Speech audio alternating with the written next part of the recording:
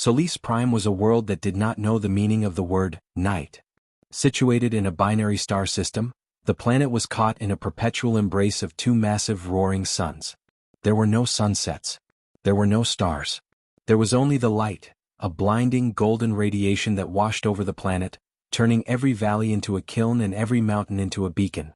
This relentless radiation was the lifeblood of the Helions. The Helions were not creatures of flesh and blood, they were living solar batteries. Their skin was a composite of photoreactive gold and translucent silica. They didn't eat, they stood in the suns and drank the photons. During the peak of the twin noon, a Helion warrior was essentially a god. They didn't need shields because they projected a light aura, so intense it could vaporize a pulse rifle bolt before it touched their skin. They didn't need guns because they could focus the sunlight through their own hands, firing beams of pure, white-hot energy that could cut through a human destroyer like a hot wire through wax. For eons, they were considered the supreme beings of their sector. They viewed the rest of the galaxy, species that lived on dark worlds with nights and moons, as pathetic, light-starved cave dwellers. They hide in the shadows because they fear the truth, the high radiant Solos would say, his voice a resonating chime of energy. The humans bring their little lamps and their glowing screens. They do not understand that we are the fire. As long as the twin suns shine, we are eternal. You cannot kill the day. When the human Ninth Resource Fleet arrived to claim the star silicon buried in the planet's crust, the Helions didn't even bother to negotiate. They stood in the open, radiating a heat so intense the ground turned to glass beneath their feet, and waited for the shadow dwellers to burn. The first engagement was a massacre. The human 14th Solar Guard deployed their standard infantry, armed with pulse rifles and plasma cannons. It was a mistake. To a Helion, a laser beam is just a snack. Every shot the humans fired only served to recharge the enemy. The more the humans fought, the brighter the Helions grew, until the battlefield was so bright it melted the cameras on the human drones. It's no use, the reports screamed back to the flagship.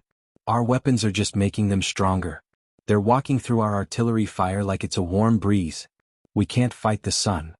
General Smog Sterling, a man who had earned his nickname during the industrial reclamation of the Venusian clouds, watched the disaster from the bridge of the UNS chimney. Sterling was a man of the old world. He grew up in the subterranean smokestacks of Earth's remaining industrial hubs. He was a man who understood that light was a privilege but darkness was a product. They think they're gods because they've got a clear sky? Sterling growled, his voice a gravelly rasp from years of breathing recycled air. They think they're invincible because they're plugged into the wall? Fine. Let's pull the plug. He turned to his tactical officer. Cancel the energy weapon deployment. I want the Cinder Rain protocols initiated. Bring in the heavy tankers. I want the sky shut down. The Helions watched as the human fleet retreated. They signaled each other with pulses of golden light, laughing at the cowardice of the dim ones. They sat in the perpetual noon of their world, soaking up the radiation, preparing for the moment the humans would return so they could incinerate them once more. Then the chimneys arrived. These were not warships in the traditional sense. They were massive, flying industrial furnaces. Their cargo holds were not filled with missiles or soldiers, but with millions of tons of crude oil, powdered volcanic ash, and chemically treated blackout soot. Open the vents, Sterling ordered. The human ships began to circle the planet's upper atmosphere. From their massive exhaust ports, they began to pump out a thick, oily, pitch-black smoke. It wasn't a thin mist, it was a heavy, suffocating blanket of industrial filth. On the surface, high-radiant Solos looked up. He saw a dark stain appearing on the golden sky. What is this? Are they attempting to shroud our vision? It matters not. The light is everywhere. But the smoke was engineered for one purpose: total opacity. The soot was treated with a photo-absorbent polymer that didn't just block the light, it ate it. As the thousands of human tankers emptied their holds, the black cloud spread across the planet like an ink blot on silk.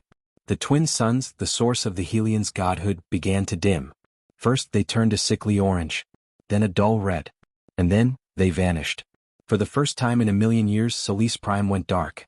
The effect on the Helions was instantaneous and horrific. It was as if someone had cut the power to a city. Their golden skin began to lose its luster. The light auras that protected them flickered and died. The heat they radiated dissipated into the freezing cold of the industrial night. The light. Solos screamed, but his voice was no longer a chime. It was a weak, thin rasp. Where is the light? I cannot feel the Father. I am I am cold. The temperature on the surface plummeted. The unbeatable Helion warriors began to shiver. Their silica bodies, deprived of the energy that kept them fluid and powerful, became brittle and gray. They weren't gods anymore. They were just glass statues in a dark room. Now, Sterling said, adjusting his orange-tinted night vision goggles. Send in the blackout troopers. And tell him to bring the fire. The humans didn't return with lasers. They returned with the gospel of momentum and old-world chemistry. Out of the darkness came the blackout troopers, wearing heavy, heated suits and glowing orange visors.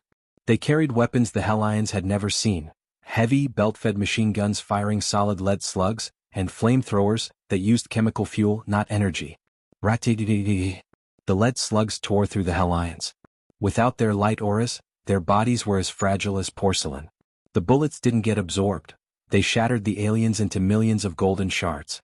The flamethrowers washed over the brittle warriors, but this wasn't the clean energy of the sun. It was a dirty chemical heat that caused their silica skin to crack and pop from thermal shock. You monsters! Solos cried out as Sterling's command ship landed in the center of the now dark capital city. You have stolen the sun. You have murdered the day. Sterling stepped off the ramp, his boots crunching on the golden glass shards of the fallen warriors. He looked up at the black, oily sky he had created. He took a deep breath of the filtered, soot-heavy air and smiled. We didn't steal the sun, pal, Sterling said, lighting a manual flare that bathed the area in a harsh, flickering red light. We just brought the environment we're used to. You see, humans spent 200 years choking our own world in smoke just to keep the lights on. We know how to live in the dark. We know how to fight in the soot. You were just a battery that ran out of juice. He looked at the dying High Radiant. The universe is a cold, dark place, Solos. You were just lucky enough to live in a bright corner. But we're the guys who bring the shadows with us. The conquest of Solis Prime was a total industrial victory. The humans didn't need to outpower the aliens. They simply changed the weather. They kept the ash canopy active for months, slowly mining the star silicon from the frozen ground while the Helions, unable to recharge, slowly faded away into gray dust. Humanity had proven the ultimate environmental HFY truth. You can be powered by the stars themselves. You can be a creature of pure light and infinite energy. But if you stand in the way of human industry, we will block out the sky. We will turn your day into night. We will remind you that while you were born in the light, we were forged in the smog. And in the dark, the man with the hammer is king. This has been Apex Sci-Fi. The sun has set. The work begins. That if you enjoyed this dark victory over the solar aliens, hit that like button. Comment below. Would you rather have the power of the sun or the power to turn it off? Subscribe for the final conquest of Saga 12, the kinetic apex. The sky is black. The day is done.